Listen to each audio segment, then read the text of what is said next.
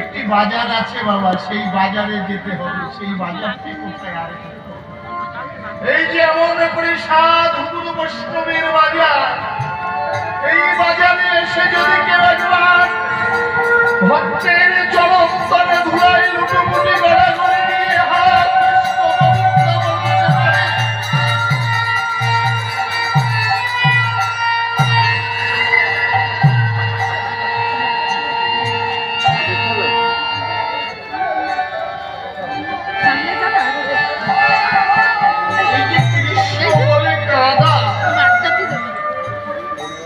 যদি কেউ এমনি ভাবে সাধু গুরু বৈষ্ণবের জীবন চরণ এই বক্ষ মাঝে জড়িয়ে দিয়ে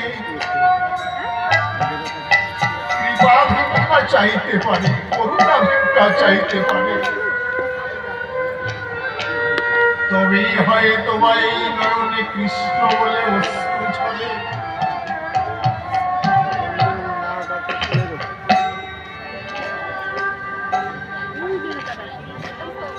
এই তোমার একটি বছর আশায় মুখ বেঁধে থাকবার পরে আজ এই শ্রীঅঙ্গনে আমার রাধা গোবিন্দ শ্রীমন্দির অঙ্গনে বসেছিল এমন করে ভক্ত ভগবানের মিলন মেলা, এমন করে সেজে উঠেছিল নব বৃন্দাবন ধাম, ফুলে ফুলে সজ্জিত হয়েছিল বৃন্দাবন ধাম। কিন্তু এই তো রজনীটা,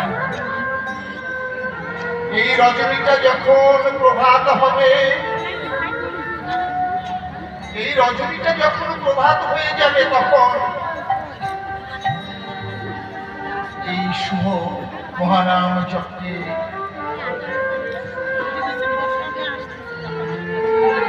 এই মহানাম যজ্ঞের মহানামের বিশ্রাম হয়ে যাবে।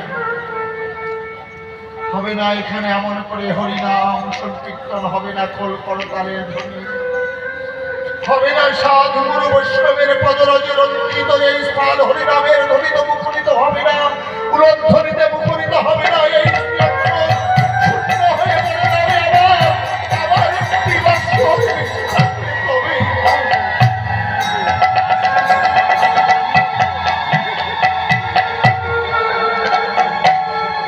আবার একটি বৎসর আশায় মুখ বেঁধে থাকবার পরে যদি পরম প্রভুর করুণা হয়, তবেই হয়তো এই স্থানে আবার এমন করে নব বৃন্দাবন ধাম সেজে উঠবে। কিন্তু যে সকল এই অত্র গ্রামের যে সকল গ্রামবাসী, যে সকল ভক্তের ঐকান্তিক ভক্তিতে অক্লান্ত ত্যাগের বিনিময়ে এখানে এমন করে ভক্ত ভগবানের মহামিলন মেলা বসে